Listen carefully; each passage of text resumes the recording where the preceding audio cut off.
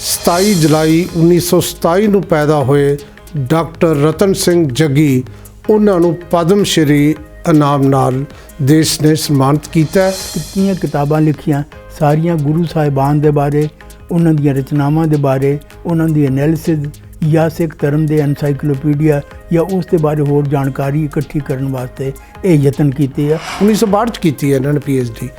ਉਹ ਦਸਮ ਗ੍ਰੰਥ 'ਤੇ ਹੈ ਔਰ ਤੁਸੀਂ ਸਾਰੇ ਜਾਣਦੇ ਹੋ ਕਿ ਦਸਮ ਗ੍ਰੰਥ ਦੀ ਕੰਟਰੋਵਰਸੀ ਅਜੇ ਤੱਕ ਸਿੱਖ ਕੌਮ ਦੇ ਵਿੱਚ ਪਈ ਹੈ। ਇਹ ਜਿਹੜਾ ਰਿਸਰਚ ਵਾਲਾ ਪਾਰਟ ਹੈ ਜਿਹੜਾ ਤੁਹਾਡਾ ਜਾਂ ਗੁਰਬਾਣੀ ਵਾਲੇ ਸਾਈਡ 'ਤੇ, ਉਹ ਕਿਸ ਤਰ੍ਹਾਂ ਫਿਰ ਇਹ ਸਬਜੈਕਟ ਹੈ ਪਰ ਹਿਸਟੋਰੀਕਲ ਐਪੀਸੋਡਸ ਨਹੀਂ, ਪੌਰਾਣਿਕ ਐਪੀਸੋਡਸ ਨੇ। ਇਸ ਵਾਸਤੇ ਇਹ ਸਬਜੈਕਟ ਚੰਗਾ ਹੈ ਕਿਉਂਕਿ ਇਹ ਵੱਡੀ ਚੀਜ਼ ਹੈ। ਵੱਡੀ ਚੀਜ਼ ਨਾਲ ਲੱਗ ਕੇ ਲੋਕ ਵੱਡੇ ਹੁੰਦੇ ਹੈ। ਜਦ ਤੱਕ ਮਨੁੱਖਤਾ ਕਾਇਮ ਹੈ ਉਦੋਂ ਤੱਕ ਗੁਰਬਾਣੀ ਦੀ ਰੈਲੇਵੈਂਸੀ ਹੈ। ਇਹ ਆਪਣੇ ਜਿਹੜੇ ਪ੍ਰੋਫੈਸਰ ਲੋਕ ਜਦੋਂ ਰਿਟਾਇਰ ਹੋ ਜਾਂਦੇ ਨੇ, ਇਹ ਕਿਉਂ ਉਦਾਸੀਨ ਹੋ ਜਾਂਦੇ ਨੇ? ਉਹਨਾਂ ਨੇ ਜਦੋਂ ਪ੍ਰੋਫੈਸਰੀ ਕੀਤੀ ਹੈ, ਪੜ੍ਹਾਇਆ ਲਿਖਾਇਆ ਹੈ, ਉਹਨਾਂ ਨੇ ਸਿਰਫ ਨੌਕਰੀ ਕੀਤੀ ਹੈ ਤੇ ਕਮਾਈ ਕੀਤੀ ਹੈ, ਉਹਨਾਂ ਨੇ ਡਿਵੋਸ਼ਨ ਨਹੀਂ ਹੈ। ਸਤਿ ਸ੍ਰੀ ਅਕਾਲ ਜੀ। ਪ੍ਰੋਗਰਾਮ ਇੱਕ ਖਾਸ ਮੁਲਾਕਾਤ ਦੇ ਵਿੱਚ ਤੁਹਾਡਾ ਸਵਾਗਤ। ਪਿਆਰੇ ਦਰਸ਼ਕੋ, 15 ਅਗਸਤ 1947 ਨੂੰ ਹਿੰਦੁਸਤਾਨ ਆਜ਼ਾਦ ਹੁੰਦਾ ਹੈ ਅਤੇ ਨਵੰਬਰ 1949 ਦੇ ਵਿੱਚ ਸਾਡਾ ਸੰਵਿਧਾਨ ਬਣ ਕੇ ਤਿਆਰ ਹੋ ਜਾਂਦਾ ਹੈ। 26 ਜਨਵਰੀ 1950 ਨੂੰ ਇਹ ਸੰਵਿਧਾਨ ਲਾਗੂ ਹੁੰਦਾ ਹੈ। ਉਸ ਦਿਨ ਤੋਂ ਅਸੀਂ ਇਸ ਨੂੰ ਗਣਤੰਤਰ ਦਿਵਸ ਦੇ ਤੌਰ 'ਤੇ ਮਨਾਉਂਦੇ ਹਾਂ ਅਤੇ ਗਣਤੰਤਰ ਦਿਵਸ ਦੇ ਵਿੱਚ ਇੱਕ ਖਾਸ ਗੱਲ ਇਹ ਹੁੰਦੀ ਹੈ ਕਿ ਸਾਰੇ ਦੇਸ਼ ਦੇ ਵਿੱਚੋਂ ਵੱਖ-ਵੱਖ ਖੇਤਰ ਦੇ ਵਿੱਚ ਜਿਹੜੀਆਂ ਸ਼ਖਸੀਅਤਾਂ ਨੇ ਨਾਮਣਾ ਖੱਟਿਆ ਹੁੰਦਾ ਹੈ, ਚੰਗਾ ਕੰਮ ਕੀਤਾ ਹੁੰਦਾ ਹੈ, ਉਹਨਾਂ ਨੂੰ ਦੇਸ਼ ਜਿਹੜਾ ਹੈ ਉਹ ਸਨਮਾਨਿਤ ਕਰਦਾ ਹੈ ਔਰ ਰਾਸ਼ਟਰਪਤੀ ਵੱਲੋਂ ਸਨਮਾਨ ਦਿੱਤਾ ਜਾਂਦਾ ਹੈ। ਇਸ ਵਾਰ ਪੰਜਾਬੀ ਸਾਹਿਤ ਦੇ ਉੱਘੀ ਸ਼ਖਸੀਅਤ ਜਿਹੜੀ, ਜਿਨ੍ਹਾਂ ਨੂੰ ਮੈਂ ਕਹਿ ਸਕਦਾ ਕਿ ਅੱਜ ਪੰਜਾਬੀ ਸਾਹਿਤ ਦੇ ਵਿੱਚ ਸਭ ਤੋਂ ਜ਼ਿਆਦਾ ਉਮਰ ਦੇ 27 ਜੁਲਾਈ 1927 ਨੂੰ ਪੈਦਾ ਹੋਏ ਡਾਕਟਰ ਰਤਨ ਸਿੰਘ ਜੱਗੀ, ਉਹਨਾਂ ਨੂੰ ਪਦਮ ਸ਼੍ਰੀ ਇਨਾਮ ਨਾਲ ਦੇਸ਼ ਨੇ ਸਨਮਾਨਿਤ ਕੀਤਾ। ਉਹਨਾਂ ਨੂੰ ਸਨਮਾਨ ਜਿਹੜਾ ਦਿੱਤਾ ਗਿਆ ਹੈ, ਅਸੀਂ ਤਾਂ ਇਹ ਸਮਝਦੇ ਹਾਂ ਸਮੁੱਚੇ ਪੰਜਾਬੀ ਸਾਹਿਤ ਦਾ ਔਰ ਪੰਜਾਬੀ ਸਾਹਿਤਕਾਰਾਂ ਦਾ ਸਨਮਾਨ ਹੈ। ਤੁਹਾਨੂੰ ਬਹੁਤ ਬਹੁਤ ਮੁਬਾਰਕ ਜੱਗੀ ਸਾਹਿਬ, ਜਿਹੜਾ ਅੱਜ ਤੁਹਾਨੂੰ ਸਨਮਾਨ ਦਿੱਤਾ ਗਿਆ। ਦੇਖੋ ਪਿਆਰੇ ਦਰਸ਼ਕੋ, ਡਾਕਟਰ ਜੱਗੀ ਬਾਰੇ ਜੇ ਗੱਲ ਕਰਨੀ ਹੈ, ਬਹੁਤ ਟਾਈਮ ਚਾਹੀਦਾ ਹੈ। ਸਾਰੀ ਉਮਰ ਲਾਤੀ ਇਹਨਾਂ ਨੇ ਸਾਹਿਤ ਅਤੇ ਸਿੱਖਿਆ ਦੇ ਖੇਤਰ ਵਿੱਚ ਕੰਮ ਕਰਦਿਆਂ ਨੇ। ਮੈਂ ਇਹਨਾਂ ਦਾ ਜਦੋਂ ਬਾਇਓਡਾਟਾ ਦੇਖ ਰਿਹਾ ਸੀ, ਉਹਦੇ ਵਿੱਚ ਪੰਜਾਬੀ ਦੇ ਵਿੱਚ 61 ਕਿਤਾਬਾਂ ਨੇ ਇਹਨਾਂ ਦੀਆਂ, 13 ਕਿਤਾਬਾਂ ਹਿੰਦੀ ਦੇ ਵਿੱਚ ਨੇ। ਖਾਸ ਤੌਰ 'ਤੇ ਇਹਨਾਂ ਦਾ ਕੰਮ ਜੋ ਹੈ ਉਹ ਜਿਹੜਾ ਹੈ ਰਿਸਰਚ ਬੇਸ ਹੈ, ਖੋਜ ਦੇ ਆਧਾਰਿਤ ਹੈ ਔਰ ਇਹਨਾਂ ਦੀ ਜਿਹੜੀ PhD ਹੈ 1962 'ਚ ਕੀਤੀ ਹੈ ਇਹਨਾਂ ਨੇ PhD, ਉਹ ਦਸਮ ਗ੍ਰੰਥ 'ਤੇ ਹੈ। ਲਗਾਤਾਰ ਜਿਹੜਾ ਕੰਮ ਕਰਨਾ ਚਾਹੀਦਾ ਸੀ, ਮੈਂ ਸਮਝਦਾ ਕਿ ਉਹ ਡਾਕਟਰ ਜੱਗੀ ਨੇ ਬਿਨਾਂ ਕਿਸੇ ਸੰਸਥਾ ਦੀ ਸਹਾਇਤਾ ਤੋਂ, ਜਿਹਨੂੰ ਮੈਂ ਅੱਜ ਆਪਣੇ ਇੱਕ ਪ੍ਰੋਗਰਾਮ 'ਚ ਕਿਹਾ ਸੀ ਕਿ ਸਿਰਫ ਪ੍ਰੋਜੈਕਟ ਲੈ ਕੇ ਕੰਮ ਕਰਦੇ ਨੇ, ਲਗਾਤਾਰ ਕਾਰਜਸ਼ੀਲ ਨੇ ਔਰ ਇਹ ਅੱਜ ਦੇ ਸਾਹਿਤਕਾਰਾਂ ਲਈ ਇੱਕ ਪ੍ਰੇਰਨਾ ਸਰੋਤ ਨੇ। ਉਹਨਾਂ ਨਾਲ ਤੁਹਾਡੀ ਗੱਲਬਾਤ ਕਰਾਉਣੇ ਆ। ਜੱਗੀ ਸਾਹਿਬ, ਮੈਂ ਤੁਹਾਡੀ ਆਟੋਬਾਇਓਗ੍ਰਾਫੀ ਪੜ੍ਹੀ ਸੀ ਅਤੇ ਦੋਨੇ ਪੜ੍ਹੀਆਂ, 2 ਲਿਖੀਆਂ। ਮੈਨੂੰ ਤਾਂ ਇਹ ਲੱਗਦਾ ਕਿ ਬੰਦਾ ਪੁਲਿਸ ਚਲਾ ਜਾਵੇ, 4 ਡੰਡੇ ਮਾਰ ਕੇ ਪੈਸੇ ਕਮਾਉਂਦਾ, ਤੁਸੀਂ ਪੁਲਿਸ ਦੀ ਨੌਕਰੀ ਛੱਡ ਕੇ ਜਿਹੜਾ ਸਾਹਿਤ ਵੱਲ ਨੂੰ ਮੁੜੇ। ਇਹਦੇ ਪਹਿਲਾਂ ਤਾਂ ਇਹਦੇ ਪਿੱਛੇ ਹੀ ਕਿ ਤੁਹਾਨੂੰ ਸ਼ੁਰੂ ਤੋਂ ਇਸ ਪਾਸੇ ਲਗਾਅ ਸੀ ਜਾਂ ਕਿਸ ਤਰ੍ਹਾਂ ਇਸ ਤਰ੍ਹਾਂ ਲਗਾਤਾਰ 70-80 ਸਾਲ ਤੋਂ ਲਿਖ ਰਹੇ ਹੋ? ਗੱਲ ਇਸ ਤਰ੍ਹਾਂ ਹੈ ਕਿ ਮੈਂ ਨਾ ਕੋਈ ਸਾਹਿਤ ਵਿੱਚ ਮੇਰੀ ਰੁਚੀ ਸੀ, ਨਾ ਕਿਸੇ ਹੋਰ ਚੀਜ਼ ਵਿੱਚ। ਸ਼ੁਰੂ ਵਿੱਚ ਮੈਂ ਸਗੋਂ ਦੂਜੀ ਜਮਾਤ ਵਿੱਚ ਪੜ੍ਹਦਾ ਸੀ, ਮੈਨੂੰ ਗੁਰਮੁਖੀ 'ਤੇ ਇੱਕ ਮੈਡਲ ਵੀ ਮਿਲਿਆ ਸੀ, ਮੈਂ ਚੰਗਾ ਕੰਮ ਕਰਦਾ ਸੀ। ਲੇਕਿਨ ਇਹਨਾਂ ਸਾਰੀਆਂ ਚੀਜ਼ਾਂ 'ਚ ਮੇਰੀ ਕੋਈ ਰੁਚੀ ਨਹੀਂ ਸੀ। ਪਾਕਿਸਤਾਨ ਬਣ ਗਿਆ, ਮੈਨੂੰ ਲੋਟੋਂ ਪਿੰਡ ਨਰੈਣਗੜ੍ਹ ਤਹਿਸੀਲ ਵਿੱਚ ਜ਼ਮੀਨਾਂ ਮਿਲੀਆਂ, ਉੱਥੇ ਮੈਂ ਕੰਮ ਕੀਤਾ। ਨਾ ਮੈਨੂੰ ਉੱਥੋਂ ਦਾ ਕੋਈ ਕੰਮ ਪਸੰਦ ਆਇਆ, ਨਾ ਖੇਤੀ ਪਸੰਦ ਆਈ, ਉਹ ਸਾਰੇ ਕੁਝ ਛੱਡ ਦਿੱਤਾ। ਮੈਂ ਹਰ ਵਕਤ ਸੋਚਦਾ ਰਿਹਾ ਕਿ ਇਹ ਛੱਡ ਕੇ ਕਿਸ ਪਾਸੇ ਜਾਵਾਂ। ਮੈਂ ਪੜ੍ਹਨਾ ਚਾਹੁੰਦਾ ਸਾਂ, 10ਵੀਂ ਪਾਸ ਸਾਂ। ਮੈਂ ਲੁਧਿਆਣੇ ਗਿਆ, ਉੱਥੇ ਟਾਈਪ ਸਿੱਖ ਲਈ। ਉੱਥੇ ਅੰਬਾਲੇ ਆਇਆ ਅਤੇ ਮੈਨੂੰ 4th ਇਨਫੈਂਟਰੀ ਡਿਵੀਜ਼ਨ ਵਿੱਚ ਟੈਂਪਰੇਰੀ ਕਲਰਕ ਦੀ ਨੌਕਰੀ ਮਿਲ ਗਈ। ਉਸ ਦੌਰਾਨ ਮੈਨੂੰ ਪੜ੍ਹਨ ਦੀ ਰੁਚੀ ਬੜੀ ਪ੍ਰਬਲ ਸੀ। ਮੈਨੂੰ ਕਿਸੇ ਨੇ ਐਡਵਾਈਸ ਕੀਤੀ ਕਿ ਜੇ ਤਾਂ ਪੜ੍ਹਨਾ ਤੇ ਦਿੱਲੀ ਚਲੇ ਜਾ, ਉੱਥੇ ਪੜ੍ਹ। ਫਿਰ ਮੈਂ ਕੋਸ਼ਿਸ਼ ਕੀਤੀ। ਦਿੱਲੀ ਪੁਲਿਸ ਵਾਲਿਆਂ ਨੇ ਕੁਝ ਵੈਕੈਂਸੀਆਂ ਕੱਢੀਆਂ। ਉਹਨ ਵੈਕੈਂਸੀਆਂ ਦਾ ਕੰਮ ਜਿਹੜਾ ਜ਼ਿਆਦਾ ਸੀ ਦਫ਼ਤਰ ਦੇ ਨਾਲ ਸੀ, ਫੀਲਡ ਨਾਲ ਘੱਟ ਸੀ, ਲੇਕਿਨ ਕੁਛ ਨਾ ਕੁਛ ਕਰ ਲੈਂਦੇ ਸੀ। ਮੈਂ ਉੱਥੇ ਗਿਆ, ਟਾਈਪ ਮੈਨੂੰ ਬਹੁਤ ਅੱਛੀ ਆਉਂਦੀ ਸੀ। ਮੈਂ ਹੈੱਡ ਕਾਂਸਟੇਬਲ ਸਿੱਧਾ ਲੈ ਗਿਆ। ਮੈਂ ਉੱਥੇ ਹੈੱਡ ਕਾਂਸਟੇਬਲ ਗਿਆ, CID ਸਪੈਸ਼ਲ ਬ੍ਰਾਂਚ ਵਿੱਚ ਮੇਰੀ ਪੋਸਟਿੰਗ ਹੋ ਗਈ। ਉੱਥੇ ਸਾਰਾ ਦਿਨ ਸਾਡਾ ਕੰਮ ਜਿਹੜਾ ਸੀ ਉਹ ਇੱਧਰੋਂ ਉੱਧਰੋਂ ਫਾਈਲਾਂ ਫੋਲਣੀਆਂ, ਕਿਸੇ ਦਾ ਰਿਕਾਰਡ ਦੇਖਣਾ, ਕਿਸੇ ਦਾ ਕੰਮ ਦੇਖਣਾ।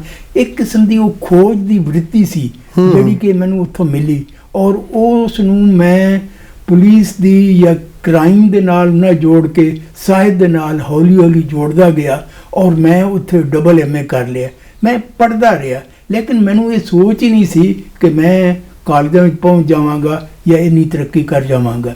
ਸੋਚਿਆ ਜਿਸ ਵਕਤ ਮੈਂ MA ਕਰ ਲਿਆ, ਫਿਰ ਮੈਂ ਸੋਚਿਆ ਕਿ ਕਿਤੇ ਹੁਣ ਨੌਕਰੀ ਵਾਸਤੇ ਤਲਾਸ਼ ਕਰੀਏ। ਮੈਂ ਉੱਥੇ ਹਿੰਦੂ ਕਾਲਜ ਸੋਨੀਪਤ RS ਦਾ ਕਾਲਜ ਸੀ, ਉੱਥੇ ਅਪਲਾਈ ਕਰ ਦਿੱਤਾ। ਉੱਥੇ ਗਿਆ, ਜਿਹੜਾ ਉਹਨਾਂ ਦਾ ਹਿੰਦੂ ਕਾਲਜ ਦੇ ਵੱਡਾ ਆਂਗਣ ਸੀ, ਉਹ ਇੰਨਾ ਵੱਡਾ ਸੀ ਕਿ ਉਸ ਵਿੱਚ ਘੱਟੋ ਘੱਟ ਉਸ ਵਕਤ 250-300 ਕੈਂਡੀਡੇਟ ਫਿਰ ਰਹੇ ਸੀ, ਔਰ ਉਹ ਸਾਰੇ ਵੱਖਰੇ ਵੱਖਰੇ ਸਬਜੈਕਟ ਦੇ ਆਏ ਹੋਏ ਸੀ। ਮੈਂ ਸੋਚੀ ਪੈ ਗਿਆ ਕਿ ਮੈਨੂੰ ਇੱਥੇ ਤੱਕ ਕਿਸੇ ਨੇ ਪੁੱਛਣਾ ਹੀ ਨਹੀਂ, ਮੈਨੂੰ ਤਾਂ ਇੱਕ ਦਿਨ ਦਾ ਵੀ ਟੀਚਿੰਗ ਐਕਸਪੀਰੀਅੰਸ ਨਹੀਂ। ਹਾਲੀ ਸੋਚ ਹੀ ਰਿਹਾ ਸਾਂ ਤਾਂ ਉੱਥੇ HK ਭੱਟਾਚਾਰੀਆ ਜਿਹੜਾ DPI ਰਿਟਾਇਰ ਹੋਇਆ ਸੀ ਪੈਪਸੂ ਤੋਂ, ਉੱਥੇ ਪ੍ਰਿੰਸੀਪਲ ਲੱਗਿਆ ਹੋਇਆ ਸੀ। ਉਹਨਾਂ ਕੈਂਡੀਡੇਟਸ ਵਿੱਚ ਫਿਰਦਾ ਮੇਰੇ ਕੋਲ ਆ ਗਿਆ। ਉਹ you are son of Guru Nanak? ਮੈਂ ਕਿ yes please. What are your qualifications? ਮੈਂ ਦੱਸ ਦਿੱਤੀਆਂ। ਉਹ you have Gat good chance of selection. ਮੈਂ ਉਹ ਵੀ ਗੱਲ ਸੁਣ ਲਈ, ਲੇਕਿਨ ਮੈਂ ਇਹ ਸੋਚ ਲਿਆ ਕਿ ਹੋਰਨਾਂ ਸਬਜੈਕਟ ਦਾ ਇੰਟਰਵਿਊ ਹੈ, ਜਨਮ ਅਸ਼ਟਮੀ ਦਾ ਦਿਨ ਹੈ। ਮੈਂ ਸ਼ਕਤੀ ਨਗਰ ਹਿੰਦੀ ਦਾ ਟੀਚਰ ਸੀ ਉੱਥੇ। ਕਾਦੀ ਪੋਸਟ ਕਾਦੀ ਸੀ ਉੱਥੇ? ਪੋਸਟ ਜਿਹੜੀ ਸੀ ਉਹ ਪੰਜਾਬੀ ਦੀ ਸੀ, ਲੇਕਿਨ ਨਾਲ ਹਿੰਦੀ ਦਾ ਵੀ ਕੰਮ ਕਰਵਾਉਣਾ ਸੀ ਜੀ। ਤੇ ਉਸ ਵਕਤ ਮੈਂ ਸੋਚਿਆ ਕਿ ਜਨਮ ਅਸ਼ਟਮੀ ਹੈ ਤੇ ਮੈਂ ਸ਼ਕਤੀ ਨਗਰ ਦਿੱਲੀ ਦੇ ਵਿੱਚ ਕੁਝ ਜ਼ਿੰਮੇਵਾਰੀਆਂ ਨੇ, ਔਰ ਮੈਂ ਸ਼ਾਮ ਦਾ ਇੱਕ ਪ੍ਰੋਗਰਾਮ ਰੱਖਿਆ ਹੋਇਆ, तो उस ते पहुँच नहीं सकांगा, सारी फेल हो जाएगी। मैं सोचा कि की करिए, इन्होंने तो मैंने रखना भी नहीं, पता नहीं रखना भी कि नहीं रखना। शाम तक कौन उड़ीके, मैं अंग्रेज़ी की इंटरव्यू शुरू हुई, पहला कैंडिडेट अंदर गया, जो बाहर निकलिया मैं अंदर चला गया। मैं उन्होंने कहा कि मैं शाम को इस तरीके नाल प्रोग्राम रखे है, तुसी इंटरव्यू करना कर लो, नहीं तो तुसी जानो। उन्होंने कहा कि इस तरह करो, जिसले अंग्रेज़ी का इंटरव्यू खत्म हो जाएगा तुसी आ जाओ। मैं अंग्रेज़ी का इंटरव्यू खत्म होंदे ही उत्थे अंदर चला गया। उन्होंने मेरे तो 2-3 सवाल किए, और उन्होंने सवालों के विचों एक अद जनसंघ दे या RSS के नाल रिलेटेड सी। ये सारिया चीज़ां तो मेरी उंगलियां ते सीगी। तो उस वक्त उन्होंने जवाब सुन के 2 मिनट या 3 मिनट लगाए उन्हें। अच्छा असी तुहानूं चुन लिया, तुसी दसना किसी ने, चुप करके इत्थे चले जाओ, ਤੁਹਾਨੂੰ 3-4 ਦਿਨਾਂ ਬਾਅਦ ਅਪਾਇੰਟਮੈਂਟ ਲੈਟਰ। ਚਲੋ ਇਹ ਜੱਗੀ ਸਾਹਿਬ ਤੁਹਾਡਾ ਜਿਹੜਾ ਹੈ ਕਿਸਮ ਦਾ ਇੱਕ ਮੋੜ ਕੱਟ ਲਿਆ, ਤੁਸੀਂ ਐਜੂਕੇਸ਼ਨ 'ਚ ਆ ਗਏ। ਇਹ ਐਜੂਕੇਸ਼ਨ 'ਚੋਂ ਤਾਂ ਬਹੁਤ ਦੁਨੀਆ ਐਜੂਕੇਸ਼ਨ ਟੀਚਰ ਲੱਗ ਜਾਂਦੀ ਹੈ। ਇਹ ਜਿਹੜਾ ਰਿਸਰਚ ਵਾਲਾ ਪਾਰਟ ਹੈ ਜਿਹੜਾ ਤੁਹਾਡਾ ਜਾਂ ਗੁਰਬਾਣੀ ਵਾਲੇ ਸਾਈਡ 'ਤੇ, ਉਹ ਕਿਸ ਤਰ੍ਹਾਂ ਫਿਰ? ਉਹੀ ਮੈਂ ਤੁਹਾਨੂੰ ਦੱਸ ਰਿਹਾ ਕਿ ਜਿਸ ਵਕਤ ਮੈਂ ਉੱਥੇ ਵਾਪਸ ਡਿਊਟੀ ਜੁਆਇਨ ਕਰ ਲੈਂਦਾ ਤੇ ਡਿਊਟੀ ਜੁਆਇਨ ਕਰਦਿਆਂ ਮੈਨੂੰ ਹੁਣ ਅੱਗੇ ਖਿਆਲ ਆਇਆ, ਉੱਥੇ ਮੈਂ ਹਾਲੀ 3-4 ਮਹੀਨੇ ਹੀ ਕੰਮ ਕੀਤਾ ਹੋਣਾ ਤੇ ਪੰਜਾਬ ਗੌਰਮੈਂਟ ਦੇ ਕਮਿਸ਼ਨ ਦੀਆਂ ਪੋਸਟਾਂ ਨਿਕਲ ਆਈਆਂ। ਮੈਂ ਗਿਆ ਉੱਥੇ, ਸਿੱਧਾ ਹੀ ਸਿਲੈਕਟ ਹੋ ਗਿਆ ਤੇ ਮੈਂ ਪਹੁੰਚਿਆ ਗੌਰਮੈਂਟ ਕਾਲਜ ਹਿਸਾਰ। ਤੇ ਜਦੋਂ ਗੌਰਮੈਂਟ ਕਾਲਜ ਹਿਸਾਰ ਪਹੁੰਚਦਾ, ਸਾਰੇ ਟੀਚਰ ਗਾਊਨ ਪਾ ਕੇ ਜਾਂਦੇ ਹੈ, ਔਰ ਸਾਰਿਆਂ ਦੇ ਕਾਲੇ ਗਾਊਨ ਹੁੰਦੇ ਹੈ। ਲੇਕਿਨ ਇੱਕ ਸਾਡਾ ਪ੍ਰਿੰਸੀਪਲ ਇਹੋ ਜਿਹਾ ਸੀ ਜਿਹੜਾ ਕਿ ਗਾਊਨ ਕਾਲਾ नहीं सी ਹੁੰਦਾ, ਉਸ ਦੇ ਵਿੱਚ ਪੱਟੀਆਂ ਵੀ ਲੱਗੀਆਂ ਹੁੰਦੀਆਂ ਸੀ। ਮੈਂ ਕਿਸੇ ਨੂੰ ਪੁੱਛਿਆ ਕਿ ਇਹ ਕੀ ਕਾਰਨ ਹੈ, ਕਹਿੰਦੇ ਇਹ PhD ਨੇ। ਤੇ ਮੈਂ ਕਿਹਾ ਮੈਂ ਸੋਚਿਆ ਮੈਨੂੰ PhD ਕਰਨੀ ਚਾਹੀਦੀ। ਉਹ PhD ਕਰਨ ਲਈ ਫਿਰ ਮੈਂ ਤਿਆਰ ਹੋ ਗਿਆ।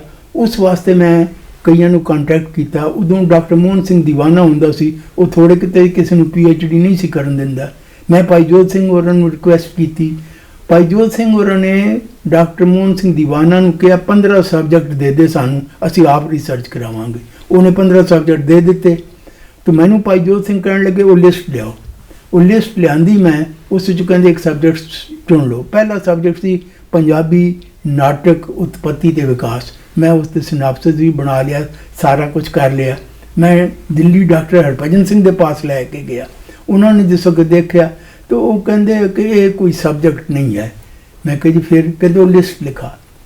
उस लिस्ट के सीगा subject historical एपीसोड्स in the Dasam ग्रंथ।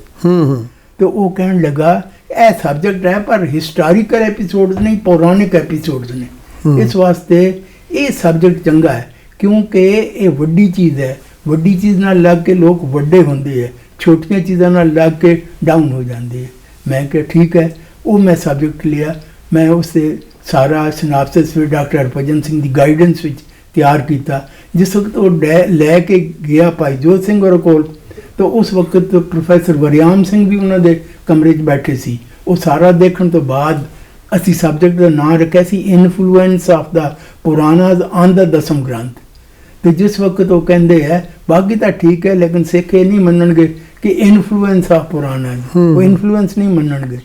फिर उन्होंने कहा ठीक है इसनों असी हटा देंगे हैं। भाई जोत सिंह नाल भी गल हुई। अल्टीमेटली ये है कि क्रिटिकल स्टडी ऑफ द पौराणिक कंपोजिशन इन द दसम ग्रंथ। ਇਹ ਸਬਜੈਕਟ 1962 ਚ ਤੁਸੀਂ PhD ਕੰਪਲੀਟ ਕਰ ਲਈ?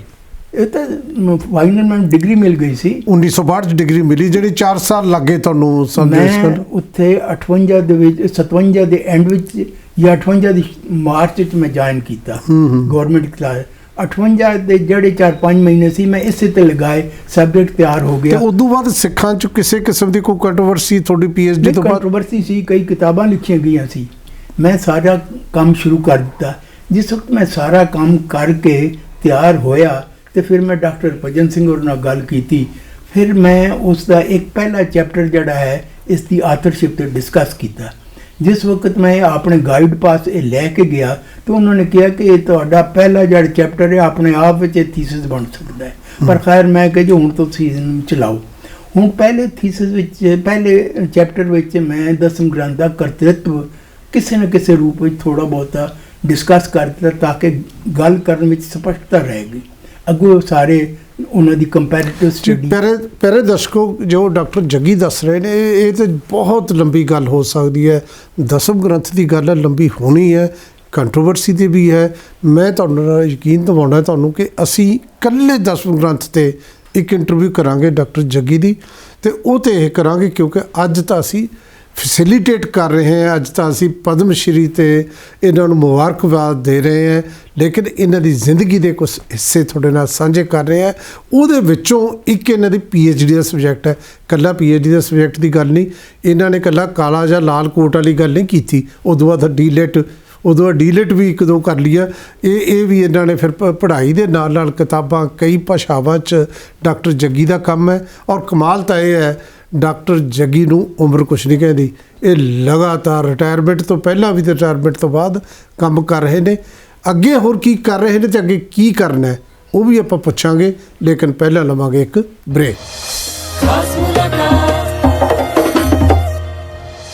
ਦੋਸਤੋ, ਸਿਹਤਮੰਦ ਜੀਵਨ ਨਾਲ ਹੀ ਸਿਹਤਮੰਦ ਸਮਾਜ ਦੀ ਸਿਰਜਣਾ ਕੀਤੀ ਜਾ ਸਕਦੀ ਹੈ। ਤੁਹਾਡੀ ਚੰਗੀ ਸਿਹਤ ਅਤੇ ਵੱਖ-ਵੱਖ ਰੋਗਾਂ ਦੇ ਸਹੀ ਇਲਾਜ ਸੰਬੰਧੀ ਜਾਗਰੂਕਤਾ ਮੁਹਿੰਮ ਤਹਿਤ ਚੜ੍ਹਦੀ ਕਲਾ ਟਾਈਮ TV ਲੈ ਕੇ ਆਇਆ ਹੈ एक खास प्रोग्राम हेल्दी लाइफ। देखो हर एतवार दोपहर 3 बजे ਅਤੇ ਰਿਪੀਟ ਟੈਲੀਕਾਸਟ ਵੀਰਵਾਰ ਦੁਪਹਿਰ 2:30 ਵਜੇ ਸਿਰਫ ਚੜ੍ਹਦੀ ਕਲਾ ਟਾਈਮ TV ਤੇ। Healthy life, healthy life.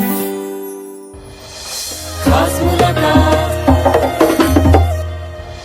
Break ਤੋਂ ਬਾਅਦ ਤੁਹਾਡਾ ਫਿਰ ਸਵਾਗਤ। ਆਪਾਂ ਗੱਲ ਕਰ ਰਹੇ ਡਾਕਟਰ ਰਤਨ ਸਿੰਘ ਜੱਗੀ ਨਾਲ। ਦੇਖੋ ਤੁਸੀਂ ਕਿ ਇਸ ਉਮਰ ਦੇ ਵਿੱਚ ਵੀ ਜਿਸ ਤਰੀਕੇ ਨਾਲ ਕਾਰਜਸ਼ੀਲ ਨੇ, ਖਾਸ ਤੌਰ 'ਤੇ ਮੈਂ ਜਿਹੜੇ ਸਾਡੇ ਐਜੂਕੇਸ਼ਨ 'ਚੋਂ ਰਿਟਾਇਰ ਹੋਏ ਪ੍ਰੋਫੈਸਰ ਨੇ ਉਹਨਾਂ ਨੂੰ ਜ਼ਰੂਰ ਕਹੂੰਗਾ ਕਿ 2-4 ਦਿਨ ਆ ਕੇ ਨਾ ਜੱਗੀ ਸਾਹਿਬ ਦੇ ਗੋਡੇ ਘੁੱਟੋ, ਇਹਨਾਂ ਤੋਂ ਕੋਈ ਜਿਹੜਾ ਹੈ ਜੁਗਤਾਂ ਸਿੱਖੋ, ਕੰਮ ਕਰੋ, ਜ਼ਿਆਦਾ ਉਦਾਸ ਹੋਣ ਦੀ ਲੋੜ ਨਹੀਂ।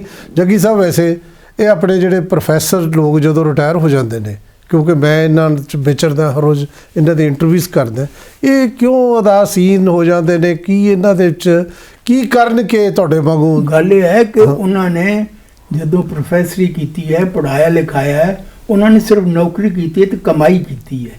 ਉਹਨਾਂ ਨੇ ਡਿਵੋਸ਼ਨ ਨਹੀਂ ਹੈ, ਉਸ ਵਿੱਚ ਬਹੁਤ ਅੱਛੇ। ਉਹਨਾਂ ਨੇ ਆਪਣੇ ਆਪ ਨੂੰ ਉਸ 'ਤੇ ਅਰਪਿਤ ਨਹੀਂ ਕੀਤਾ।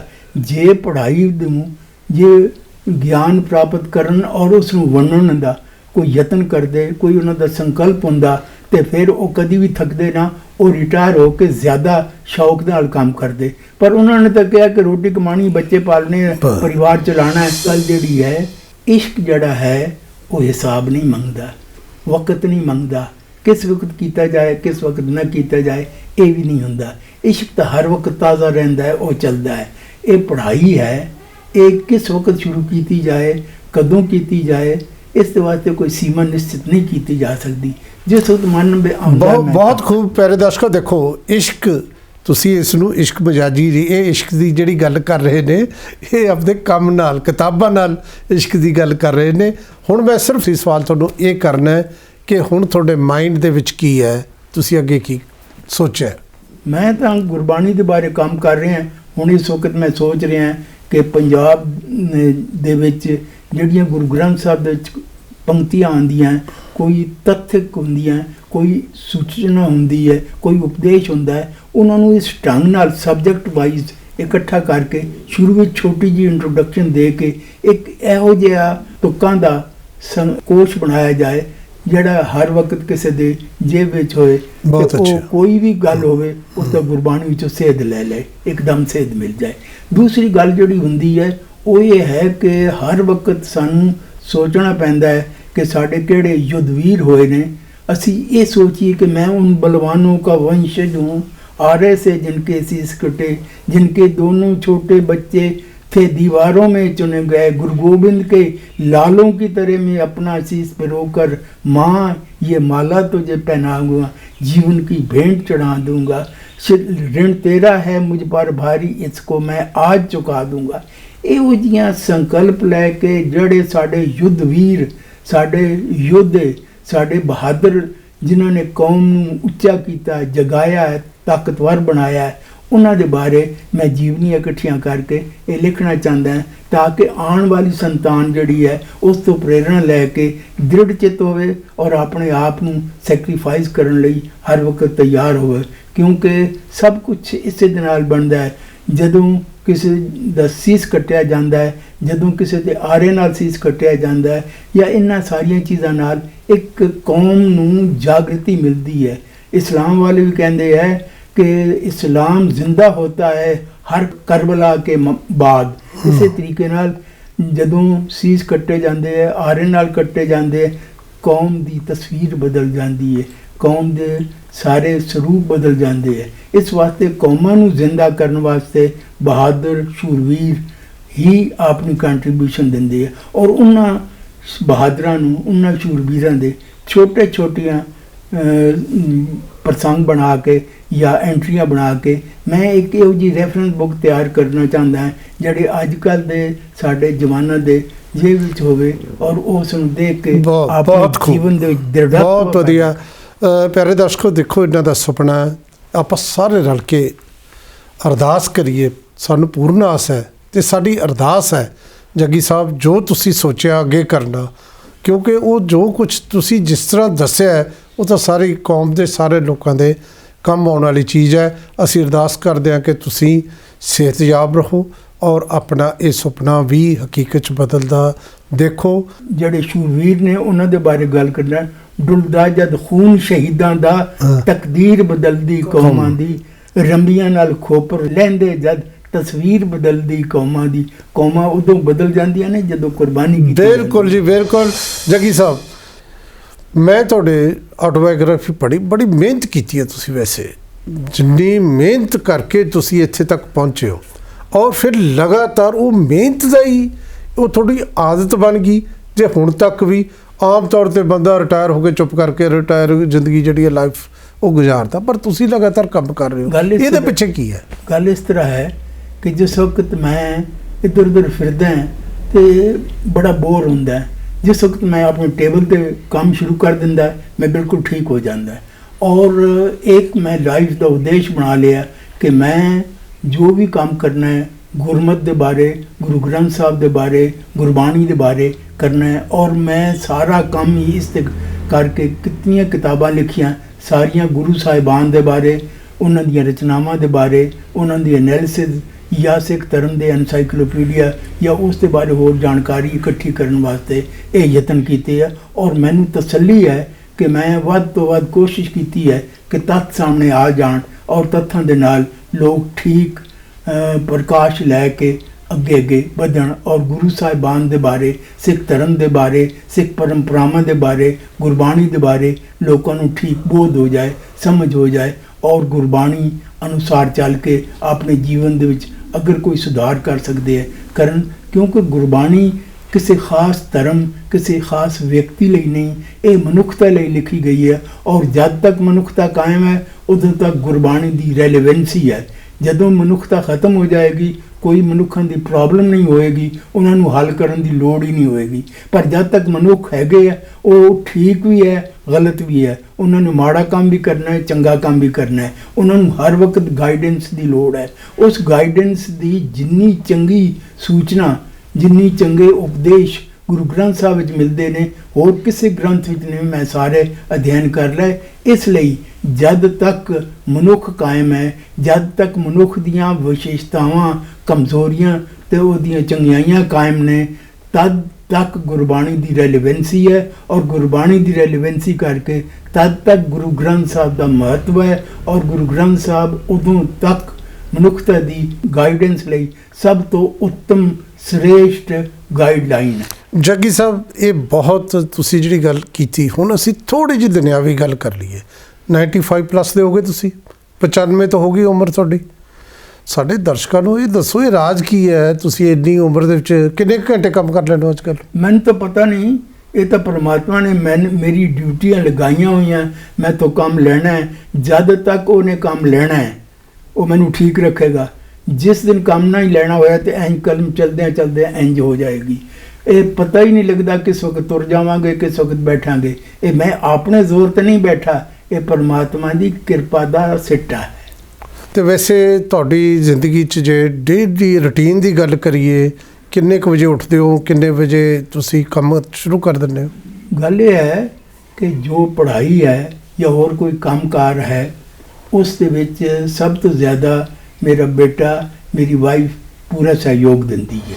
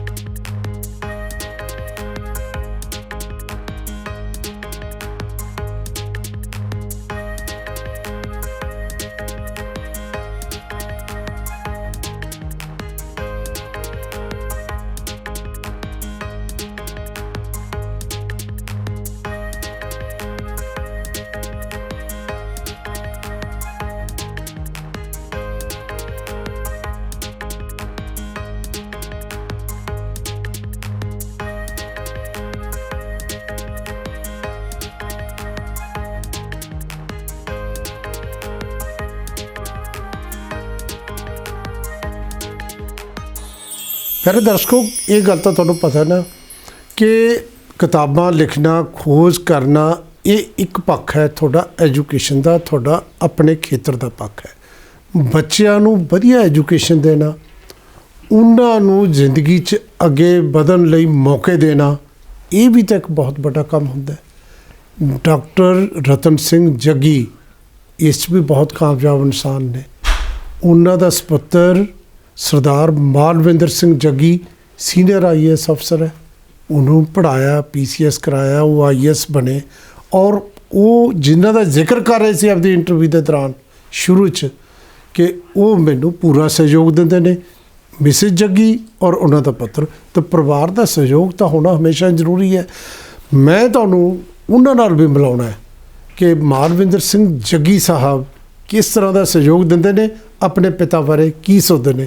ਜੱਗੀ ਸਾਹਿਬ, ਇਹ ਵੀ ਬਹੁਤ ਜ਼ਰੂਰੀ ਹੈ। ਤੁਸੀਂ ਪੰਜਾਬ ਸਰਕਾਰ ਦੇ IAS ਅਫਸਰ ਹੋ, ਵਾਟਰ ਸਪਲਾਈ 'ਚ ਤੁਸੀਂ ਅੱਜ ਕੱਲ੍ਹ CEO ਬਦਲਦੇ ਰਹਿੰਦੇ ਨੇ। ਅੱਜ ਕੱਲ੍ਹ ਤਾਂ ਜਿਹੜੋ IAS ਦੀ ਡਿਊਟੀ ਇਸ ਕਰਕੇ ਨਹੀਂ, ਲੇਕਿਨ ਤੁਸੀਂ ਵੀ ਆਪਣੀ ਇੰਨੀ ਵਧੀਆ ਡਿਊਟੀ ਦਿੰਦੇ ਤੁਸੀਂ ਡਾਕਟਰ ਜੱਗੀ ਦੇ ਨਾਲ ਇਹਨਾਂ ਦੇ ਜਿਹੜੇ ਇਹ ਰਿਸਰਚ ਵਰਕ ਦੇ ਵਿੱਚ ਵੀ ਸਹਿਯੋਗ ਦਿੰਦੇ ਹੋ, ਕਿਸ ਤਰ੍ਹਾਂ ਆਪਣੇ ਪਿਤਾ ਨੂੰ ਦੇਖ ਰਹੇ ਹੋ? ਬਸ ਐਡਾ ਸਾਡਾ ਸਵਾਲ ਹੈ। ਥੈਂਕ ਯੂ ਵੈਰੀ ਮਚ ਜੀ। ਐਕਚੁਅਲੀ ਡੈਡੀ ਨੂੰ ਮੈਂ ਸਹਿਯੋਗ ਦਿਆ, ਇਹ ਤਾਂ ਮੇਰੇ ਲਈ ਬਹੁਤ, ਤੁਸੀਂ ਐਸੀ ਗੱਲ ਕਹਿ ਰਹੇ ਹੋਗੀ ਜਿਹੜੀ ਮੇਰੇ ਲਈ ਸੰਭਵ ਹੀ ਨਹੀਂ ਹੈ। ਡੈਡੀ ਇੰਨੀ ਮਿਹਨਤ ਕਰਦੇ ਹੈ ਐਂਡ ਇਤਨੇ ਕੰਮ ਦੇ ਵਿੱਚ ਜਿਸ ਨੂੰ ਕਹਿੰਦੇ ਆ ਵਿਲੀਨ ਹੋ ਕੇ ਕੰਮ ਕਰਦੇ ਆ, ਉਹਨਾਂ ਨੂੰ ਕਿਸੇ ਸਹਿਯੋਗ ਦੀ ਲੋੜ ਨਹੀਂ ਹੈ। ਅਸੀਂ ਤਾਂ ਰਾਦਰ ਉਹਨਾਂ ਦੇ ਚਰਨਾਂ ਦੇ ਧੂਲ ਹੈਗੇ ਆ ਜੋ ਅਸੀਂ ਡੈਡੀ ਤੋਂ ਸਿੱਖਦੇ ਹੀ ਆ। ਤੇ ਮੈਨੂੰ ਤਾਂ ਇੱਕ ਚੀਜ਼ ਯਾਦ ਹੈ, ਜਦੋਂ ਮੇਰੀ ਸਿਲੈਕਸ਼ਨ ਹੋਈ ਸੀ ਤੇ ਜਦੋਂ ਮੇਰੀ ਸਿਲੈਕਸ਼ਨ ਹੋਈ ਸੀ ਡੈਡੀ ਨੇ ਮੈਨੂੰ ਇੱਕ ਗੱਲ ਕਹੀ ਸੀ ਕਿ ਕੁਝ ਲੋਕਾਂ ਦੇ ਕੰਮ ਰੋਕ ਕੇ ਆਪਣੀ ਇੰਪੋਰਟੈਂਸ ਬਣਾਉਂਦੇ ਹੈ ਤੇ ਕੁਝ ਲੋਕਾਂ ਦੀ ਮਦਦ ਕਰਕੇ ਆਪਣੀ ਇੰਪੋਰਟੈਂਸ ਬਣਾਉਂਦੇ ਹੈ। ਤੂੰ ਦੇਖੀ ਕਿਹੜਾ ਰਸਤਾ ਚੁਣਨਾ ਹੈ। ਉਦੋਂ ਡੈਡੀ ਦੀ ਇੱਕ ਜਿਹੜੀ ਸਿੱਖਿਆ ਸੀ ਉਸ ਦੇ ਬਲ ਤੇ ਮੈਂ ਜ਼ਿੰਦਗੀ ਦੇ ਵਿੱਚ ਕਦੀ ਕਿਸੇ ਦਾ ਕੰਮ ਨਹੀਂ ਰੋਕਿਆ ਮੇਰੇ ਕੈਰੀਅਰ ਦੇ ਦੌਰਾਨ। ਤੇ ਮੈਂ ਜਿੰਨੀ ਵੀ ਅਗਰ ਲਾਈਫ 'ਚ ਮੈਨੂੰ ਕੋਈ ਅਚੀਵਮੈਂਟ ਮਿਲੀ ਹੈ ਤਾਂ ਉਹ ਡੈਡੀ ਦੀ ਇਸ ਸਿੱਖਿਆ ਦੇ ਬਲ ਤੇ ਹੀ ਮਿਲੀ ਹੈ। ਤੇ ਮੈਂ ਇੱਕ ਚੀਜ਼ ਹੋਰ ਕਹਿਣੀ ਚਾਹੂੰਗਾ ਕਿ ਡੈਡੀ ਦੀ ਉਮਰ ਇਸ ਵੇਲੇ 95 ਪਲੱਸ ਹੈ, ਲੇਕਿਨ ਹਲੇ ਵੀ 4-4 5-5 ਘੰਟੇ ਟੇਬਲ ਤੇ ਬੈਠ ਕੇ ਕੰਮ ਕਰ ਲੈਂਦੇ ਆ। ਕੋਈ ਸ਼ਕਤੀ ਹੀ ਹੈ ਜਿਹੜੀ ਉਹਨਾਂ ਤੋਂ ਇਹ ਕੰਮ ਕਰਵਾ ਰਹੀ ਹੈ, ਨਹੀਂ ਤਾਂ ਅਸੀਂ ਘੰਟਾ 2 ਘੰਟੇ ਦਾ ਅਸੀਂ ਵੀ ਇਸ ਉਮਰ 'ਚ ਆ ਕੇ 1-2 ਘੰਟੇ ਕੰਮ ਕਰਨ ਤੋਂ ਬਾਅਦ ਆਰਾਮ ਭਾਲਣ ਲੱਗ ਪੈਂਦੇ ਆ। ਪਰ ਜਿੰਨੀ ਮਿਹਨਤ ਡੈਡੀ ਕਰਦੇ ਹੈ ਉਸ ਲਈ ਜੋ ਸਰਕਾਰ ਨੇ ਡੈਡੀ ਨੂੰ ਇਹ ਰੈਕਗਨੀਸ਼ਨ ਦਿੱਤੀ ਹੈ ਉਸ ਦੇ ਲਈ ਮੈਂ ਸਰਕਾਰ ਦਾ ਵੀ ਬਹੁਤ ਧੰਨਵਾਦੀ ਹਾਂ। ਦੇਖੋ ਜੱਗੀ ਸਾਹਿਬ, ਜਿਵੇਂ ਤੁਸੀਂ ਕਿਹਾ ਇਹ ਡਾਕਟਰ ਜੱਗੀ ਨੇ ਵੀ ਕਿਹਾ, ਜਿਸ ਤਰ੍ਹਾਂ ਦਾ ਕੰਮ ਇਹ ਕਰ ਰਹੇ ਨੇ ਨਾ, ਇਹ ਕੰਮ ਸੱਚਮੁੱਚ ਹੀ ਜ਼ਰੂਰਤ ਹੈ। ਜਿਸ ਤਰ੍ਹਾਂ ਦੀ ਹੁਣ ਇਹਨਾਂ ਨੇ ਗੁਰਬਾਣੀ ਉਸ ਤਰ੍ਹਾਂ ਤਿਆਰ ਕਰਨੀਆਂ ਤੁਕਾਂ ਕਿ ਹਰ ਥਾਂ ਉਹ ਗਾਈਡ ਕਰ ਸਕਣ, ਇਹਦੀ ਬਹੁਤ ਜ਼ਰੂਰਤ ਹੈ। ਇਹ ਤੁਸੀਂ ਬਿਲਕੁਲ ਠੀਕ ਕਰ ਰਹੇ ਹੋ ਕਿ ਇੰਨੀ ਮਿਹਨਤ ਕੋਈ ਉੱਤੋਂ ਹੀ ਜਿਹੜਾ ਹੈ ਕਰਾਉਣ ਵਾਲਾ ਹੀ ਹੈ, ਕੋਈ ਬੰਦਾ ਆਪ ਕਿੰਨਾ ਕੁ ਕਰ ਸਕਦਾ ਹੁੰਦਾ। ਇਸ ਤਰ੍ਹਾਂ ਦੀ ਗੱਲ ਜਿਹੜੀ ਹੈ ਪੰਜਾਬ ਦੇ ਵਿੱਚ ਸਾਨੂੰ ਇਹੀ ਚਾਹੀਦੇ ਸੀ ਜੋ ਡਾਕਟਰ ਜੱਗੀ ਨੇ ਤੁਹਾਨੂੰ ਇਸ ਤਰ੍ਹਾਂ ਦਾ ਅਫਸਰ ਬਣਾਇਆ। ਪਰ ਦਰਸ਼ਕੋ, ਮੈਂ ਇਹਨਾਂ ਦੀ ਆਟੋਬਾਇਓਗ੍ਰਾਫੀ ਦਾ ਲਾਸਟ ਇੱਕ ਸ਼ੇਰ ਉਹਦੇ ਨਾਲ ਮੈਂ ਅੱਜ ਦੀ ਇਹ ਖਾਸ ਮੁਲਾਕਾਤ ख़त्म ਕਰ ਰਿਹਾ। ਔਰ ਮੈਨੂੰ ਉਹ ਚੰਗਾ ਇਸ ਕਰਕੇ ਲੱਗਿਆ, ਆਪਣੇ ਸਾਰਿਆਂ ਲਈ ਹੈ। ਕੁਛ ਇਸ ਤਰ੍ਹਾਂ तय की हमने मंजिलें गिर गए गिर कर उठे उठ कर चल दिए। मारविंਦਰ जग्गी साहब और डॉक्टर रतन सिंह जग्गी, ਤੁਹਾਨੂੰ ਅਸੀਂ ਦੁਬਾਰਾ ਤਕਲੀਫ ਦੇਵਾਂਗੇ ਔਰ ਮੈਡਮ ਜੱਗੀ ਨੂੰ ਵੀ, ਲੇਕਿਨ ਅੱਜ ਕਿਉਂਕਿ ਸਾਡੀ ਖਾਸ ਮੁਲਾਕਾਤ ਦਾ ਇੱਕ ਨਿਸ਼ਚਿਤ ਟਾਈਮ ਹੁੰਦਾ, ਉਹ ਹੋ ਗਿਆ ਪੂਰਾ। ਅਗਲੀਆਂ ਮੁਲਾਕਾਤਾਂ 'ਚ ਅਸੀਂ ਫੇਰ ਤਕਲੀਫ ਦੇਵਾਂਗੇ। ਇੱਕ ਵਾਰ ਫੇਰ ਤੁਹਾਨੂੰ ਸਭ ਨੂੰ, ਸਾਰੇ ਪਰਿਵਾਰ ਨੂੰ ਪਦਮ ਸ਼੍ਰੀ ਮਿਲਣ ਤੇ ਬਹੁਤ ਬਹੁਤ ਮੁਬਾਰਕਾਂ। ਸੋ ਪਿਆਰੇ ਦਰਸ਼ਕੋ, ਤੁਹਾਤੋਂ ਲੈਂਦੇ ਹਾਂ ਖਿਮਾ। ਬਹੁਤ ਬਹੁਤ ਸ਼ੁਕਰੀਆ। खास मुलाकात, खास मुलाकात।